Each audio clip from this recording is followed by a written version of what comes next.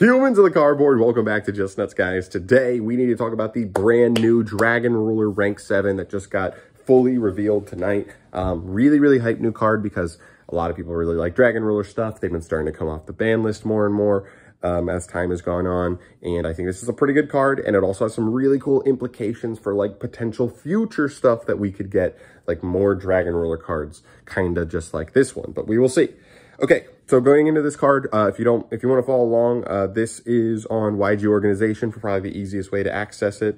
So check them out. They do a great job with Yu-Gi-Oh! News, so follow along there. I'm not in a place right now to be able to put it up on the screen, unfortunately, but check it out there if you want to. But this is a V-Jump promo, so this will get imported into the TCG in either the latter portion of a core set or a side set where they just import other stuff, so keep that in mind.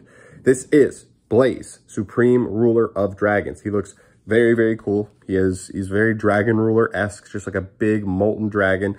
2800 attack, 1800 defense, really good stats for sure. He's a fire dragon exceed, rank 7. He is completely generic. Any 2 level 7s makes him, so that's cool. And you can only use the second effect of this card once per turn. The first effect reads, once per turn, you can attach one material from this card. That is cost. Destroy one card in your hand or field and one card your opponent controls. So a non-target pop that's actually pretty good. I like that he can pop himself too, so you don't have to lose something else on field or hand to kind of pay for that. So that's pretty cool. That's cool. And it's also not cost to do that. The only cost is detaching. So if your opponent negates him, you actually don't even lose the body or anything at all, which is kind of cool. And the second effect, you can banish 2 dragon and or fire monsters from your hand and or graveyard as cost to special summon this card from your grave, but return it to the extra deck when it leaves the field. Also, a really good effect. That is really interesting to me because there is like other stuff going on right now as far as new cards go. So one, that's just like an extra free body back, not only a free body, but a big 2800 body. So that could also push for like certain OTKs at times, depending on the situation you're in, like playing into a board, using the pop to break the board. And then even if your opponent negates him, if you're on a fire/dragon deck, he just jumps back on the board as a 2800 threat in the battle phase as well. Really cool. Also, one more low-key thing, that first effect is not a hard once per turn. It's just a soft one. And since this card summons itself back, I feel like we have to talk about that. If you have any way to like put a material under this card, that just gives you another pop once you summon him back. So that's going to be a specific scenario, but I do think it is possible and that could matter. We'll see. There. Now, a couple of other things that are on my mind here. A lot of people were concerned because they first saw that this was a rank 7. So they were like, oh no, Kashtira. Luckily, even though Kashtira can make this quite easily, I don't think it's great for them. I think Dark Arm Dragon rank 7, that card is like probably just better for them than this one because they don't play, the only fire they play is Rise Heart, the little guy, and right, that's his name, Rise Heart, the little level 4 guy. And other than that, I don't think they have any fires or dragons that they put in grave. The X-Trick monsters, I think, the Shangri era, but like you're not trying to get that engraved. That's not really something that feasibly you'd be putting engraved early enough for this to matter. So I think Kashtira can make it, but I don't even think it's really doing that much for them. It's hard for them to get the setup to even get the best part of this card, being that you get the free material to come back. So I don't even think it matters that much there. It is interesting though. It's definitely a card that I'm going to keep my eyes peeled on as far as rank 7 stuff goes. You know, Blaster. Also, it's cool because it has like, it's thematically similar to Blaster. It has the pop effect that Blaster kind of has. That is very interesting for sure. And I think this is the part of the video we'll talk about some of the other implications. Where do they go from here? Do they make 3 more rank 7 monsters for the other, Dragon Ruler attributes, a wind, a water, and an earth?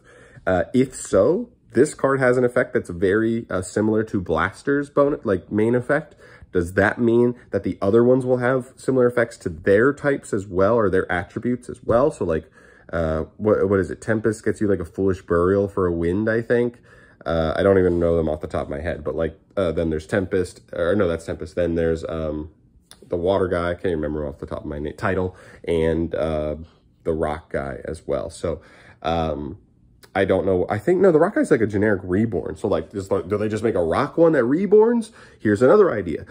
Are they not even all XZs? Is just the fire one XZ? Are they going to make a Link 2 that's kind of generic? And like that one has the bonus effect of one of the Dragon Ruler ones. And do they make a fusion, but you can kind of contact fuse into it with like the exact like Dragon Ruler it's meant to combine with? Is there a synchro that's like somewhat easy to set up like via the levels that the Dragon Rulers give you? I don't really know. It's all speculation at this point, but I do think this does set us up to get 3 more of something. It doesn't make sense for them to only make one fire one for Blaster, but not fill out the rest for the other ones. And I think this is a good card in a vacuum. I think this will come up at some point for some deck, somewhere. It's too good. It's just a solid generic removal effect that also lets you pop your own stuff. That can be really good synergy in certain decks. And also just has the bonus of being able to like reborn itself for free. I think about stuff like making IP Mask Arena, because now we're going to have little SP Little Knight. So that's just, IP is just so much better now than it's been ever really. I think there's stuff like the Typhon. So like being able to get a free body back at the end of the turn. Maybe your opponent stopped everything else you did and you just went, oh, banish to reborn this, overlay Typhon, bounce a monster, and then Typhon's just like a floodgate from there. Like that can be the difference between breaking a board and getting to a simplified board state or just losing. So that's really cool. There's definitely some really good stuff here. I think this is good. We usually don't get amazing V-Jump promos. I don't think this card is amazing out of this world, but I think it's solid. I think it's a good card. So yeah, those are my thoughts. Kind of jumbled, kind of all over the place because I just saw this card just now. So there you go. Let me know your guys' thoughts down below in the comment section. I'd love to hear what you think about this card. Are there any decks off the top of your head that already exist right now, other than like maybe Kashtira, or if you have specific ideas with Kashtira? Let me know your thoughts down below and where you think this could fit right now, and also maybe what you're expecting for like what might thematically make sense for the future of the other attributes of Dragon Ruler stuff. I'd love to hear it. It's really cool stuff. Very curious to see where Konami takes this, but it's cool nonetheless. So I'm out of here. Thank you so much for watching as always. Let me know down below your thoughts on this stuff and subscribe to the channel for more stuff like this down the line. I'll see you in the next one, guys. Thank you. I love you. Peace.